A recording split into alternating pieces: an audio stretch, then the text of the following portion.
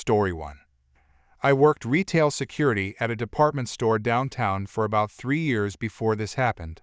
The job was mostly boring, watching cameras and dealing with the occasional shoplifter who stuffed makeup down their pants. I had seen it all, or so I thought. Nothing really prepared me for what happened that Tuesday afternoon. The store had been pretty quiet all day. We were coming up on closing time in a couple hours, and I was stationed near the entrance doing my usual routine of greeting customers and keeping an eye on the floor. That's when I heard the alarm go off. The loud beeping echoed through the entire front section. Standing right at the exit was this woman in her 40s, dressed head to toe in designer clothes with sunglasses perched on top of her head. She had frozen in place when the alarm started, but instead of looking confused or concerned like most people do, she immediately spun around with this furious expression on her face. I walked over quickly and gave her my standard greeting. "Me? Good afternoon, ma'am." The alarm went off. "Would you mind if I quickly check your bags? It happens all the time, usually just a tag the cashier forgot to remove." What happened next still blows my mind. She threw her shopping bag down on the floor and started screaming. "Karen, are you kidding me right now? Are you seriously kidding me?" "Me, ma'am, I just need to check your receipt and bags. It will only take a second." "Karen, this is discrimination. Your alarm is profiling my confidence." I stood there for a moment, genuinely confused about what confidence had to do with anti-theft alarms. Other customers were starting to stop and stare. My manager, who had been helping someone in the shoe section, came rushing over. "Manager, is everything all right here?" "Karen, no, everything is not all right. Your security guard is harassing me because I look successful. That alarm is clearly malfunctioning, and instead of fixing your broken equipment, you're accusing paying customers." "Manager, ma'am, we're not accusing you of anything. The alarm system is automated. We just need to do a quick check to see what triggered it." "Karen, I refuse. This is profiling. You saw me walk in looking fabulous and decided to target me. I know my rights." The thing about working security is you learn pretty quickly how to read people. Innocent customers who accidentally trigger the alarm are usually embarrassed or apologetic. They want to get the situation resolved fast. People who get defensive and start screaming about their rights before anyone has even accused them of anything. That usually means they're hiding something. "Me, ma'am, I can see you have a receipt in your hand. If you just show me that and let me peek in the bag, you can be on your way in 30 seconds. "Karen, I will not be treated like a criminal. I am calling corporate. I am calling the police. I am going to sue this entire store." By now, a small crowd had gathered. Some people were recording on their phones. My manager looked like he wanted to disappear into the floor. "Manager, ma'am, please calm down. Nobody is treating you like a criminal." "Karen, then let me leave." "Me, I can't let you leave until we figure out what set off the alarm. It's store policy." She grabbed her shopping bag off the floor and hugged it to her chest like it contained the crown jewels. That's when I noticed something. She had another bag with her, a large designer purse that was hanging off her shoulder. Through the open top, I could see a shoebox. "Me, ma'am, do you have shoes in your purse?" "Karen, those are my shoes. I wore them here." "Me, could I see the receipt for those?" "Karen, I don't need a receipt. I bought them months ago." That's when it clicked. I had seen this before. People buy expensive items, wear them once or twice, then try to return them. Sometimes they forget about the security tags. "Me, ma'am, I think the alarm might be detecting a security tag on those shoes in your purse. If you just got them from our store and the cashier forgot to remove the tag, we can take it off right now." Her face went bright red. "Karen, these are not from this store." "Manager, ma'am, if there's a security tag on those shoes, it would explain the alarm. We use a specific type of tag that only our sensors detect." "Karen, fine, look." She yanked the shoebox out of her purse and opened it. Inside was a pair of expensive heels, and clear as day, there was a white security tag still attached to the ankle strap, the exact kind we used in our store. The crowd started murmuring, Someone laughed. My manager and I exchanged glances. Manager, ma'am, that's our security tag. Karen, so what? Maybe I bought these here before. You can't prove anything. Me, would you like me to check the security footage to see when you purchased them? Her eyes went wide. For someone who had been screaming about calling the police 5 minutes ago, she suddenly looked like she wanted to be anywhere else. Karen, that won't be necessary. Just remove the stupid tag. Manager, I'm going to need to see a receipt.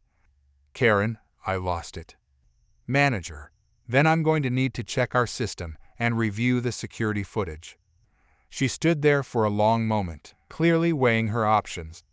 Finally, she thrust the shoebox at my manager. Karen, forget it. Keep them. This store is garbage anyway. She spun on her heel and marched toward the exit. The alarm went off again. She had forgotten she still had the shopping bag with her actual purchases. Karen, oh my God. She threw the shopping bag back into the store and stormed out. The alarm finally stopped. For a moment, everyone just stood there in silence. Then someone started clapping. Then another person joined in. Within seconds, the entire crowd of about 15 people was applauding. My manager picked up the shoebox and shopping bag. We checked the footage later. She had been in the store 2 weeks earlier, bought the shoes, asked the cashier to put them in her bag so she could keep shopping, then apparently walked right past the register without paying when she got distracted by her phone. The shoes got returned to inventory. I got free coffee from my manager. And somewhere out there, that woman probably told all her friends about how a store discriminated against her confidence. Best Tuesday shift I ever worked. Story 2. I've been working as a clown for the Starlight Family Circus for about 8 years now. Started right after college when I realized my theater degree wasn't going to pay the bills in any traditional way. My uncle was a performer with traveling shows back in the day, and he helped me get my foot in the door. The pay isn't amazing, but I love making kids laugh, and honestly, there's something freeing about putting on that makeup and becoming someone else for a few hours. Plus, the circus has this warm, tight-knit community feel that you don't find in a lot of jobs. We were doing our Saturday afternoon show, the place packed with families. I just finished my opening routine where I pretend to trip over my enormous shoes while carrying an armload of props. The kids were already giggling, which always gets me pumped for the rest of the act. I pulled out my juggling pins, these bright rainbow-colored ones I've been using for years. They're weighted just right, broken in perfectly. I can juggle them in my sleep at this point. I started with 3 pins, tossing them up in smooth arcs while doing this exaggerated concentrated face that always gets laughs. Then I added a 4th pin and a 5th. The crowd was clapping along, the ringmaster was giving me encouraging gestures from the side, and everything was going exactly as it should. That's when I heard someone shouting from the audience. At first, I thought maybe it was part of the act that someone else was doing, but the voice got louder and angrier. I caught all 5 pins and looked toward the commotion.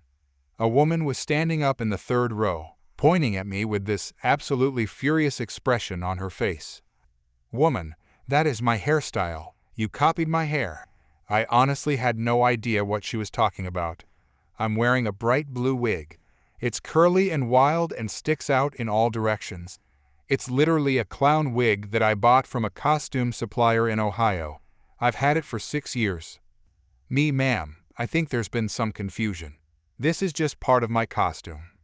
I tried to keep my voice light and playful, hoping she'd realize how ridiculous this was and sit back down. The audience was getting uncomfortable. Some people were laughing nervously, thinking maybe this was a planted bit. But I could see the parents starting to look annoyed, and the kids were confused. Woman, don't you lie to me? I have had this hairstyle for 3 years, and you clearly saw me in town and decided to mock me. She started pushing past the other people in her row, stepping on toes and knocking over a drink. The family next to her looked horrified. She made it to the aisle and started marching toward the stage. Our ringmaster tried to intercept her, but she literally shoved past him. Ringmaster, ma'am, please return to your seat. We can discuss this after the show. Woman: no, this is theft. This is disrespect. This is a hate crime. She actually climbed up onto the stage. I backed up, still holding my juggling pins, completely bewildered. Security was making their way through the crowd, but she was already storming toward me with her hand outstretched. Woman: give me those pins right now. They're evidence of your harassment. Me: these are my work props. You can't just take them. Woman: I'm confiscating them. You don't get to mock people and profit from it. She lunged forward and grabbed 3 of the pins right out of my hands. I was so shocked that I just let her take them. She held them up like she'd just seized contraband, this triumphant look on her face. But she grabbed them awkwardly, not in the balanced way you need to hold juggling pins. One immediately slipped from her grip and clattered to the stage floor. The pin rolled right toward the edge of the stage and fell into the audience area. A dad in the front row caught it and held it up, looking confused. Woman: you sabotaged these. You made them slippery, so I dropped them. You're trying to make me look stupid. That's when the kids started. At first, it was just one kid, maybe 5 years old, who shouted out. Kid 1, boo, let the clown do his show. Then another kid joined in, and another. Within seconds, the entire children's section was booing this woman. Not little half-hearted boos either. These kids were fully committed. They were booing louder than I've ever honked my clown horn, and I've got a horn that can clear out a room. Kid 2, you're ruining the circus. Kid 3, go sit down. Parents started joining in, not booing exactly, but calling out for her to leave. The woman's face went bright red. She looked around at hundreds of people, mostly children, all united in their disapproval of her behavior. Security finally reached the stage. Security guard: ma'am, you need to come with us now. Woman: these people are harassing me. I'm the victim here. Security guard: you disrupted a performance and stole property. Let's go. They escorted her off the stage while she shouted about lawsuits and discrimination. The dad in the front row handed my juggling pin to another security person, who brought it back up to me. I stood there for a moment, all 3 pins back in my hands, looking at an audience of families who just watched the strangest interruption in circus history. Then I did the only thing that made sense. I honked my horn twice, took an exaggerated bow, and went right back into my juggling routine. The crowd went absolutely wild. Those kids cheered louder than they booed. I finished my act with the biggest applause I've ever received. The ringmaster told me later that the woman tried to file a complaint with the police about intellectual property theft. The officers apparently took one look at her regular brown hair, then at a photo of my bright blue clown wig, and sent her on her way. We banned her from all future shows. Best part? Ticket sales went up the next week. Apparently, word spread about the circus where even the hecklers become part of the entertainment.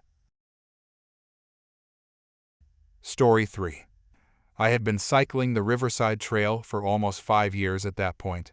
It was part of my daily routine, something I did every morning before work to clear my head and get some exercise.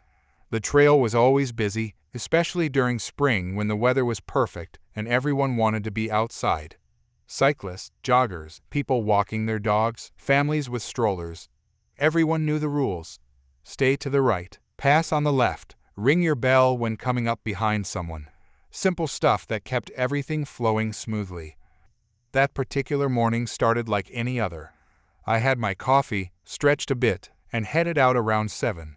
The sun was just starting to warm things up, and the trail was already getting crowded with the usual morning rush.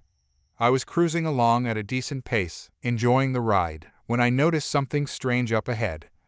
There was a woman standing directly in the middle of the path. Not off to the side, not sitting on one of the benches that lined the trail. Right in the center, blocking both lanes of traffic.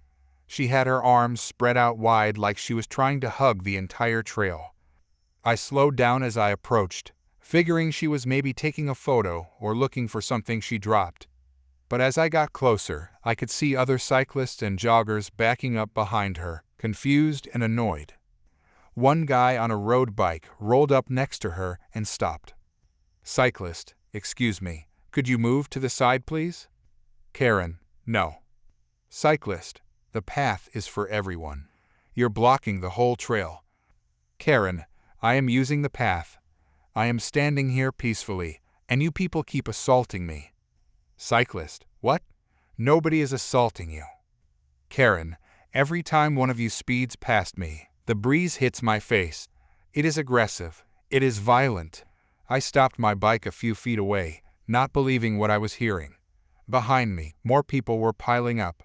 A woman with a jogging stroller, a couple on matching mountain bikes, a teenager on a skateboard. Everyone just staring at this woman who was apparently afraid of wind. Me, ma'am, the breeze is just from people passing by. It is a bike path.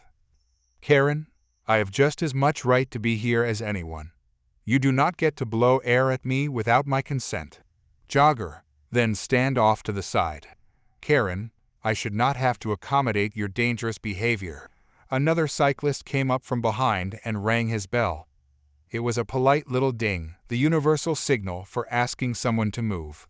The woman absolutely lost it. Karen, stop weaponizing sound. That bell is an assault on my nervous system.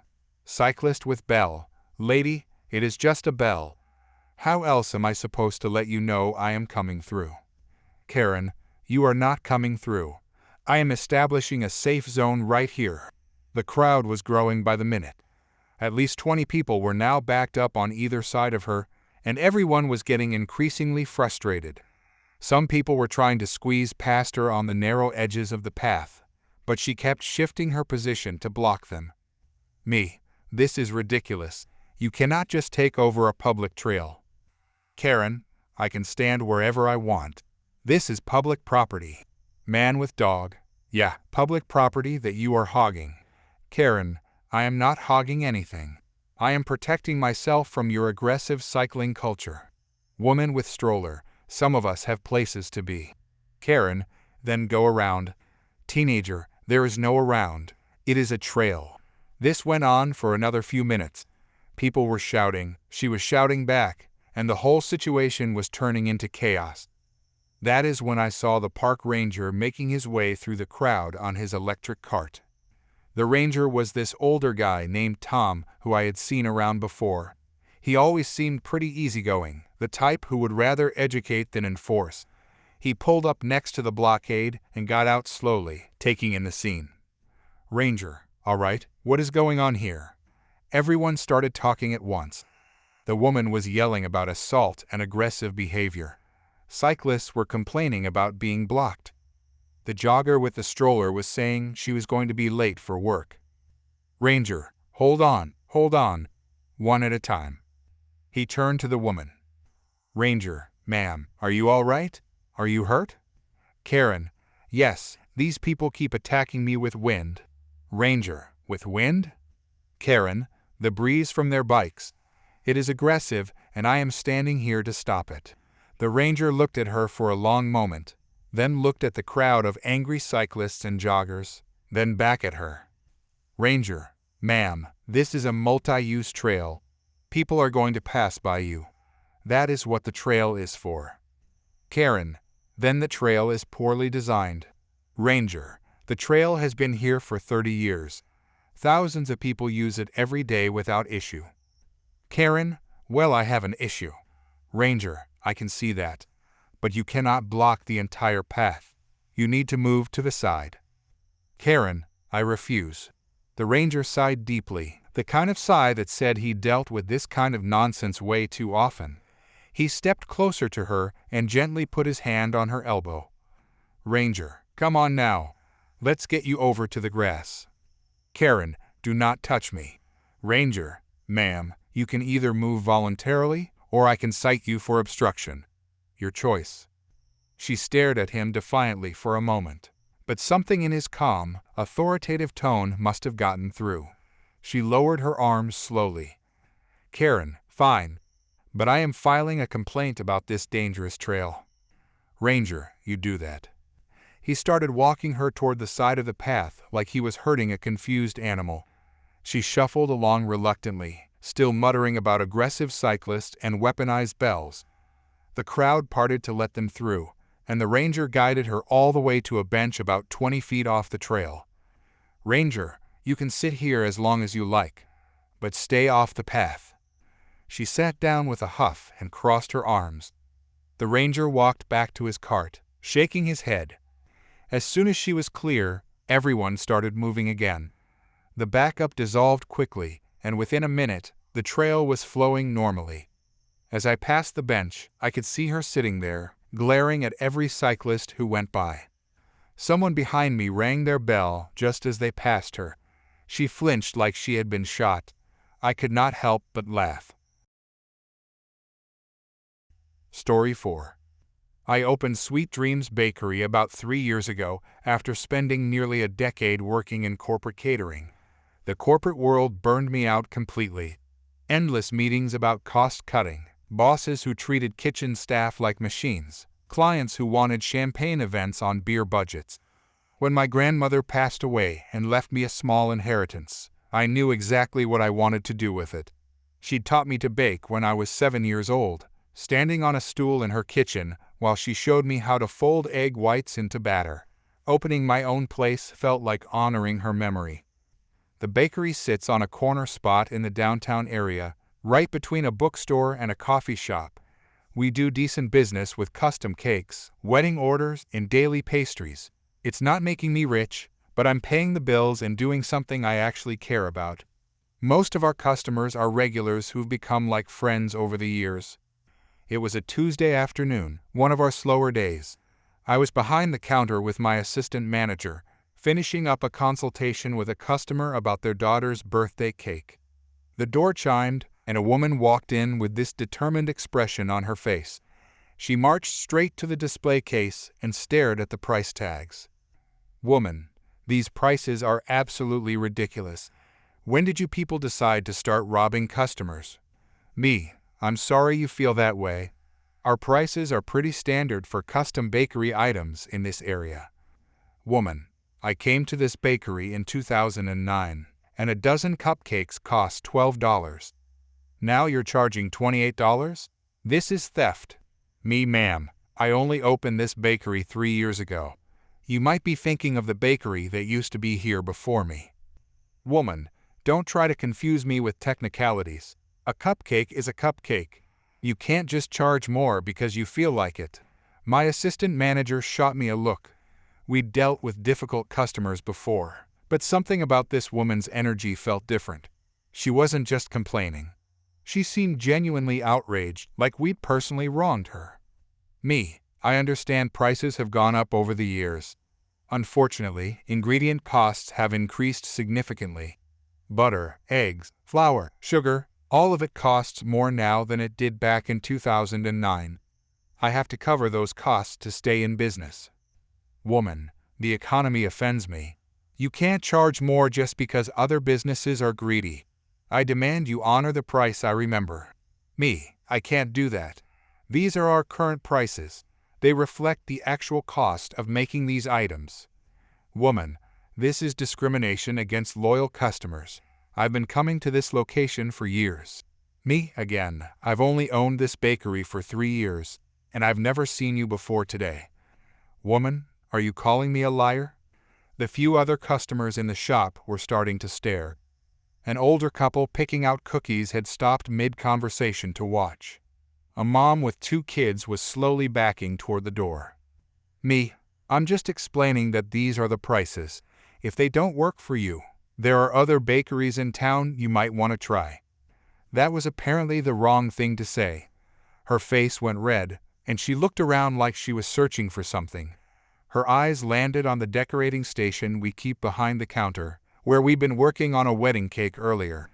There were several frosting bags sitting there, including a large one filled with buttercream that we'd been using for borders. Before I could react, she reached across the counter and grabbed the biggest frosting bag. I started to move toward her, but she'd already squeezed the trigger. A thick rope of white buttercream shot out onto our counter, right across the order forms and the register keyboard. "Woman, this is what I think of your offensive prices. This is my protest. You can't silence the voice of the customer." She squeezed again, creating another line of frosting perpendicular to the first one. Then she started waving the bag around, making these wild swirling patterns all over the counter. Frosting hit the credit card reader, the tip jar, the stack of business cards. Some of it splattered onto my apron. My assistant manager grabbed the phone and started dialing. I reached across and tried to take the frosting bag from her, but she jerked it away, sending a blob of buttercream flying across the bakery. It hit the front window with a wet splat. "Me, you need to put that down right now, or we're calling the police." "Woman, I'm making a statement. This is art. This is expression. You can't suppress my freedom of speech." "Assistant manager, they're already on their way." That seemed to break through her rage. She looked at the phone, then at the mess she'd created, then at the other customers who were all staring at her with a mixture of shock and disgust. The older couple had their phone out and were filming. "Woman, you'll be hearing from my lawyer. This is entrapment." She threw the frosting bag down on the counter, sending one more spray of buttercream across the surface, and stormed out the door. Through the window, I watched her nearly collide with two police officers who were walking up to the entrance. They grabbed her arms as she tried to push past them. The officers came inside and took statements from everyone. The older couple provided their video. The woman kept screaming about economic injustice and freedom of expression while she was being led to the patrol car. One officer told me she'd be charged with vandalism and disorderly conduct. Cleaning buttercream off electronics is harder than you'd think. We had to replace the credit card reader entirely. The register keyboard survived after a thorough cleaning, but it stuck for weeks afterward. We ended up closing early that day to sanitize everything properly. The story made it onto the local news. The reporter called it a frosting protest. We got a surge of customers the next week, people who wanted to support us after what happened. Someone started a joke online about our bakery being worth the revolutionary prices. The woman had to pay restitution for the damaged equipment and the lost business from closing early. Last I heard, she's banned from every bakery in a 20-mile radius.